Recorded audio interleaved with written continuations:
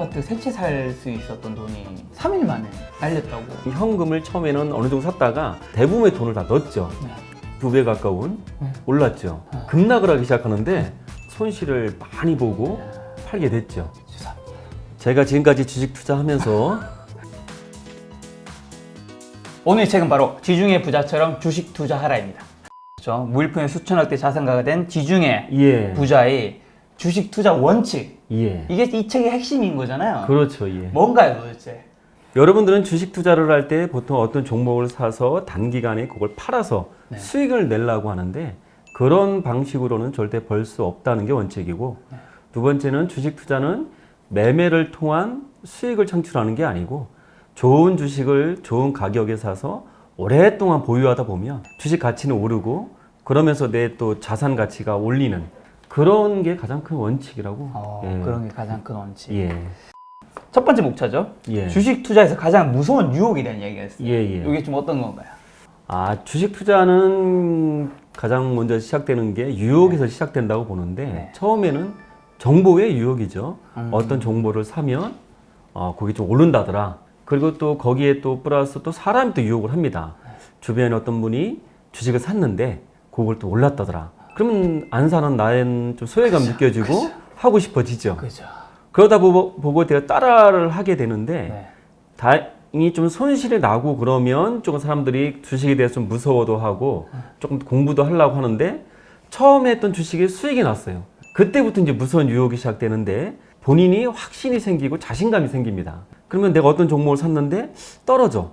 근데 본인은 성공해봤던 경험이 있기 때문에 거기에 대한 확신을 계속 갖게 되고 대출을 받고 돈을 계속 끌어들여서 계속 투자를 더 하게 됩니다. 그렇다간 잘못했을 때는 크게 잃게 되는. 그래서 내가 나를 제어하지 못하고 그냥 내가 나를 유혹하듯이 확신을 갖고 계속 투자하는 거. 이게 가장 큰 무서운 유혹이라고 생각이 됩니다. 여기서 지중해 부자님께서 하신 말씀이 주식 투자에서 가장 무서운 유혹은 내가 나를 유혹하는 거야. 예. 주식에서만큼은 열정을 억제해야 해. 예. 라는 얘기가 있더라고요. 사람들이 뭐 열정적으로 일을 하는 건 좋은데 주식은 그렇지 않습니다. 주식에서 열정적으로 하다 보면 네. 자꾸 매매를 하게 되고 사고 싶고 또 조금 오르면 팔고 싶고 떨어지면 이걸 팔고 또 올라갈 종목을 찾고 그걸 또 사게 되고 매매하는 빈도수는 높아지는데 수익률은 절대 높지가 않습니다. 그러니까 그런 열정은 좀 억제를 하고 내가 주식을 한다 그러면 1년에 매매 횟수를 많아야 한 번, 3번, 4번 많아야 그 정도로 한다고 생각하고 천천히 마음을 내려놓고 올라갈 때까지 기다리는 그게 가장 중요한. 그러면 증권회사는 다 망했어요. 그렇죠. 그 증권회사가 그러니까 사람들이 주식 투자를 많이 할수록 증권회사는 더 이제 화랑이 되는 게 그렇죠. 증권회사는 우리가 매매하는 수수료로 네. 큰 수익원을 차지하는데 자꾸 주식을 하라고 부추기죠. 그렇죠. 부추기. 애널리스트도 좋은 정보를 자꾸 얘기하고 주식 영업을 하는 분들도 좋은 종목을 자꾸 얘기합니다. 네. 개인 투자자가 망하는 경우는 많이 있죠. 그런 걸 따라 하다 보면 자꾸 사고 팔아야 되니까. 근데 증권사는 절대 개인들이 망하는 거에 대해서는 그 책임이 없기 때문에 제가 볼 때는 네. 이제부터라도 우리가 좀 미국이나 이렇게 선진국처럼 좀 억제하면서 주식 매매하는 횟수를 줄일 필요가 있지 않나. 아니, 저는 증권사랑 투자자의 관계는 약간 그런 것 같더라고요. 카지노장에 온 고객들. 예, 그럴 수 카지노장이 망하긴 쉽지 않거든요. 예, 예. 대신 계속 당신은 이제 조금만 더 하면 돈을 더 벌 수 있다. 이런 그렇죠. 희망을 자꾸 주는 거죠. 희망을 주죠. 예. 이런 정보나 이런 것들이 어떻게 해서 나에게까지 오게 되었을까를 예. 한 번쯤 생각해 보면 그렇죠. 되게 도움이 된다는 얘기죠. 예. 그러니까 주식 투자하시는 분들이 이런 얘기를 많이 하는데 내가 주식을 사면 떨어지고 팔면 올라간다. 이런 얘기를 많이 합니다. 그 이유가 어떤 내가 정보를 듣고 샀을 때 그 정보는 나만 들은 게 아니라 다 들었는데 대체적으로 보면 나한테 온 거는 거의 끝물입니다. 그러니까 마지막에 내가 사면 이제 살 사람 다 샀기 때문에 이제 떨어지기 시작하는 거고 그리고 마지막에 내가 팔면 이제 팔 사람 다 팔았기 때문에 올라가는 경우가 많은데 뭐 어떤 정보가 나한테 왔다. 정말 좋은 정보라고 한다. 그러면 그걸 섣불리 살 생각을 하지 말고 어떻게 이게 나한테 왔는지 그걸 가만히 고민하다 보면 그리고 사더라도 좀 길게 봤다가 한두 달 정도 있다가 사도 절대 늦지 않으니까 그런 걸로 생각해 보면 좋지 않을까. 예. 정보 제공 업체 유혹은 예. 좀 어떻게 봐야 하는가? 저도 이제 정보 제공 업체를 한번 회원 가입해서 본 적이 있고 네. 여러 가지 봤는데 보통 추천해준 종목은 네. 두 가지인데 첫 번째는 테마성 주식이 강하죠. 그래서 무슨 테마가 붙어서 뭐 급등을 하는 또 급락을 하는 그런 종목이 있고 또 한 가지는 소액 거래량도 적고 시가총액도 뭐 500억 이하의 작은 종목이 많습니다. 네. 그런 종목은 왜 그러냐면 이런 정보를 얘기했을 때 몇몇 회원들이 사게 되면 주가는 올라갑니다. 그러니까 그 사람들은 내가 추천한 종목이 올랐다는 게 사실이 되는 거죠. 그쵸. 근데 그 사람들이 반대로 팔기 시작하면 또 떨어지게 되고. 근데 이런 사람들은 올랐을 때 또 팔 수도 있는 거고. 그러니까 이런 데 악용이 되기 때문에 이게 정보 업체는 이용하지 말라는 거고.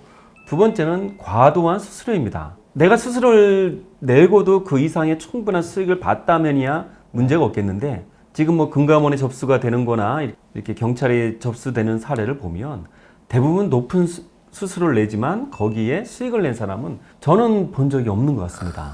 사실 또 이 주식 투자 정보 제공 업체들이 대부분 돈을 버는 방식이 대부분 뭐 광고 수입이라든가 유료 회원을 유치해서 하는 것들이잖아요. 그렇죠.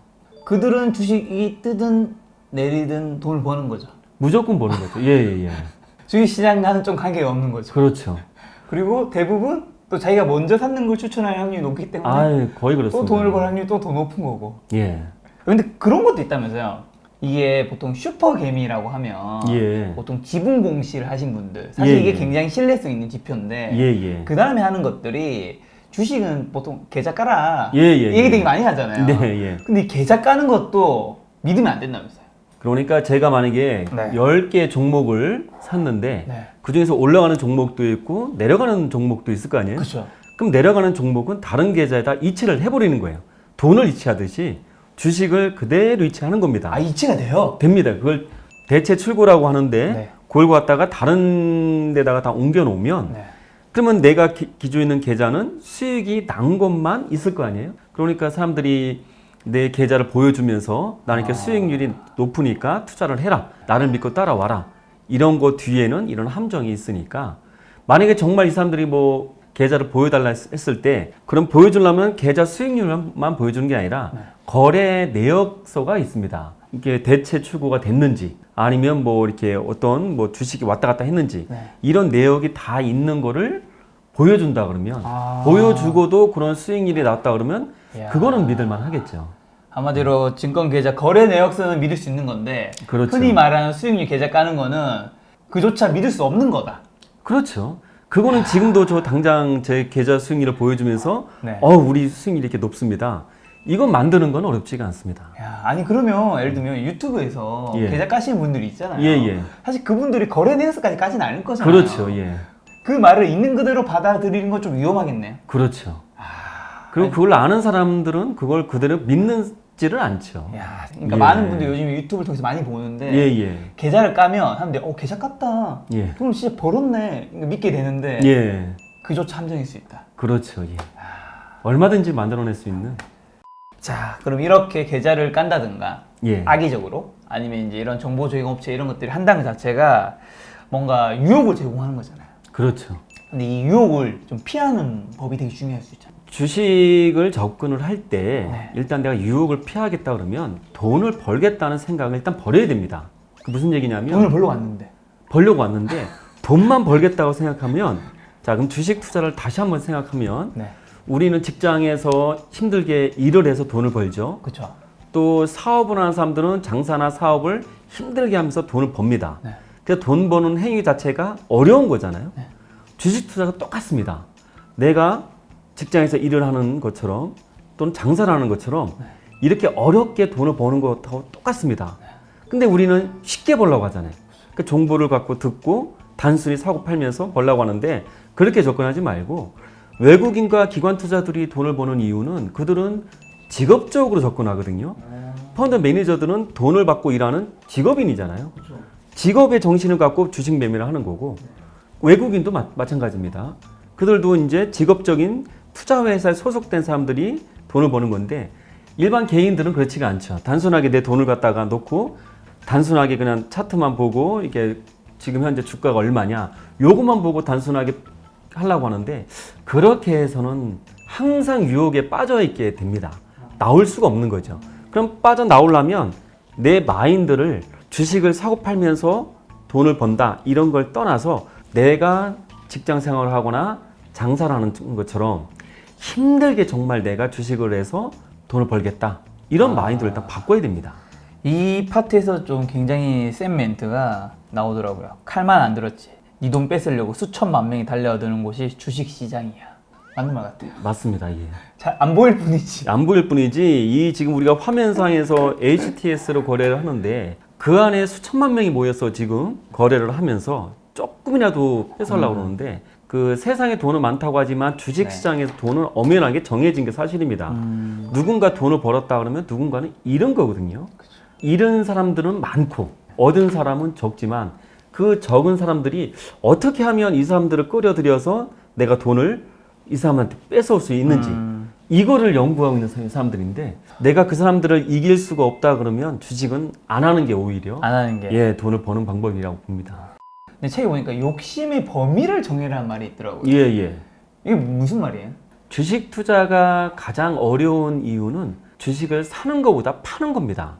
예를 들어서 내가 10,000원의 주식을 샀는데 사는 거는 쉽잖아요. 그렇죠. 그래서 사면 되는데 얼마에 팔지가 이게 이제 관건인데 떨어졌을 때 이걸 내가 뭐 손절을 하고 나갈 건지 아니면 계속 기다릴 건지 또 올랐다 그러면 얼마에 내가 팔 건지를 정해야 되는데 욕심이라는 것은 주식이 올라갈 때 욕심이 생기겠죠. 10,000원짜리가 점점 올라서 12,000원이 되고 15,000원이 됐어요. 그러면 사람들 소문은 이건 20,000원 간다, 30,000원 간다. 그럼 욕심이 점점 커지는 겁니다. 근데 주식은 뭐 한도 끝도 없이 올라갈 수는 없잖아요. 그렇죠. 어느 순간 올랐다 그러면 어느 순간 이제 내려오게 돼 있는데 욕심의 범위를 정하라는 것은 일단 내가 주식을 샀다 그러면 얼마에 팔지를 대략적으로 정해놔야 됩니다. 예를 들어서 뭐 나는 50% 수익이면 좋겠다. 그럼 10,000원에 샀으면 15,000원이잖아요. 그럼 15,000원에 팔겠다는 자체가 욕심일 수가 있는 겁니다. 그런 생각은 그 당시에 샀던 사람들이 대부분 똑같은 생각을 하죠. 그쵸. 나도 10,000원에 샀는데 15,000원 정도 됐으면 나도 팔 거야. 그럼 그때부터 급락이 오는 겁니다. 그러니까 15,000원에 팔겠다고 마음을 먹었다 그러면 거기에서 한 20% 떨어진 그러니까 14,000원이 되겠네요. 그때부터 분할해서 매도를 하는 분할 매도. 예, 분할 매도 하는 게 욕심의 범위를 정하는 건데 그렇죠. 계속해서 내가 15,000원을 고집하고 이상에 팔겠다. 이러면 매도 타이밍을 놓쳐갖고 아주 고전하는 경우가 아주 많죠. 실제로 저자님도 서울 아파트 세 채 살 수 있었던 돈이 3일 만에 날렸다고. 제가 지금까지 주식 투자하면서 가장 큰 어려웠던 경험인데 이것도 다 이제 앞서 얘기했던 유혹에서 비롯된 그런 내용입니다. 어떤 주식을 이제 소개를 받았고 그 회사도 자주 찾아갔습니다. 그리고 주주총회도 많이 찾아가고 최대 주주와 사장님과 거기 또 회장님도 계시는데 그분하고도 교류를 자주 할 정도로 회사에 대해서 많은 걸 알고 있었고 또 그 회사를 볼수록 이 자신감과 비전이 보이는 거예요. 그래서 주식을 샀죠. 제가 갖고 있는 돈 현금을 처음에는 어느 정도 샀다가 그 회사를 알면 알수록 점점 많은 돈을 갖다가 대부분의 돈을 다 넣었죠. 그리고 나중에는 주가가 떨어지길래 대출을까지 받아서 더 샀습니다. 근데 그 주식이 오르기 시작하는데 정말 그렇게 오르지 않았던 게 한 달 만에 2배 가까운 올랐죠. 2만 원에 팔기로 한 거를 너무 올라가길래 22,000원을 수정했다가 24,000원 수정했다가 마지막에는 25,000원에 팔겠다고 딱 매도를 주문을 냈습니다. 25,000원에. 근데 그렇게 잘 가는 주식이 24,700원을 딱 찍고 급락을 하기 시작하는데 근데 이게 급락을 할 땐 저도 그냥 팔고 나오면 되는데 주식도 많이 갖고 있는데 나까지 팔면 정말 이게 하한가까지 가겠는 거예요. 그러니까 팔지 못하고 다시 이제 반등이 나오기를 기다리다가 결국엔 3일 만에 제자리로 온 겁니다. 근데 워낙 많은 돈과 여기서 보면 레버리지까지 같이 써서 이게 투자를 했기 때문에 정말 큰 수익이 있었는데 팔지 못하는 가장 큰 이유가 이 수익에 대한 미련 때문에 그렇습니다. 그쵸. 야, 내가 돈이 이 정도가 좀 있었는데 이걸 팔면 이게 없어져 버리니까 그 미련 때문에 팔지도 못하고 계속 기다리다가 결국에는 손실을 많이 보고 팔게 됐죠. 고작 300원 차이. 딱 300원입니다. 24,700원, 예. 25,000원. 그 300원 딱 모자르게 그게 야. 제가 주식 투자했을 때 가장 아픈 기억으로 남는. 그럼 이 지분이 빠질 수 없죠. 얼마를 투자하셨는데요, 레벨까지 합쳐서? 한 20억이 되지 않나 싶습니다. 20억. 예. 그러면 그게 수익을 났을 때는 40억까지 갔던 건가요? 더 갔던 것 같아요. 근데 최종적으로 판 금액은 12,000원에 산 주식이 25,000원까지 인저리까지 갔다가 그걸 다시 9,000원에 팔았으니까 그러면 뭐한 4, 5억 정도 날리셨겠네. 근데 그렇게 생각하지 않고 이제 24, 5억 생각. 예, 왜냐면 그거를 한 2년, 3년 가까이 보유를 했고 그 동안에 낸 이자 비용과 또 그걸 이제 투자금이 묶인 거잖아요. 그렇죠. 예, 그동안 또 투자를 못한 이런 것까지 다 따지면 네. 어쨌든 이제 큰 손실이 났던 이제 뭐 다 이게 몇 년 지난 일이죠? 한 4년? 정도? 4년. 예. 이 4년 지났으니까 얘기할 수 있잖아요. 종목명이 뭔가요? 원래 김작가 TV에서는 이제 지난 일들은 또 많이 얘기하거든요. 그냥 N이라는 종목을 왜냐면 제가 그 회사 관계자분들도 많이 알고 있어가지고 N. 예. 혹시 게임 준 거야? 아닙니다. 4년 전이면 정말 서울 아파트 한 세 채 살 수도 있겠어요. 아 그때 한 지금은 뭐 다 올랐지만 그쵸. 서울에 아파트를 좋은 거 산다 해도 한 6억 7억이면 30평 아파트가 그쵸. 살 수 있는 그런 시기였죠. 그쵸. 강북이나 이런 데 쪽에는 그 강남만 빼고도 강남 빼고. 예, 이런 마포 이 인근의 아파트도 30평대가 그 당시 한 6, 7억 정도 했던. 맞아요. 그 당시에 그걸 팔고 아파트를 사셨으면 아닙니다. 근데 제가 그걸 되짚어 보니까 그 20억에 지금 이거에 따따블 났으니까 아파트 그렇지. 한 5, 60억 죄송합니다. 이 주식 잔고의 예. 30% 정도는 예. 현금을 꼭 보유해야 한다면서요? 이건 예, 예. 어떤 의미인가요? 저도 이제 개인적으로 투자를 할 때 네. 항상 투자금이 많다 그러면 네. 현금도 보유하고 나눠서 투자할 텐데 개인들은 그렇지 못하잖아요. 그렇죠. 예, 또 이제 종목이 좋고 이게 정말 올라갈 거라는 확신이 생기면 있는 돈을 다 투자를 하죠. 올인. 했을 때 이게 그 회사의 문제가 아니라 사회적으로 문제 때문에 떨어진 경우가 있습니다. 최근에 뭐 코로나나 뭐 이런 여러 가지 경제적 이슈로 시장 전반적으로 하락을 했을 때는 네. 정말 그 좋은 주식을 살 수 있는 절호의 기회가 오는 건데 맞아. 근데 돈이 많은 자산가들은 그때 많이 삽니다, 실제로. 그렇죠, 그렇죠. 근데 우리 같은 경우는 돈을 갖다 다 썼기 때문에 그때 살 돈이 수가 없어. 없는 거죠.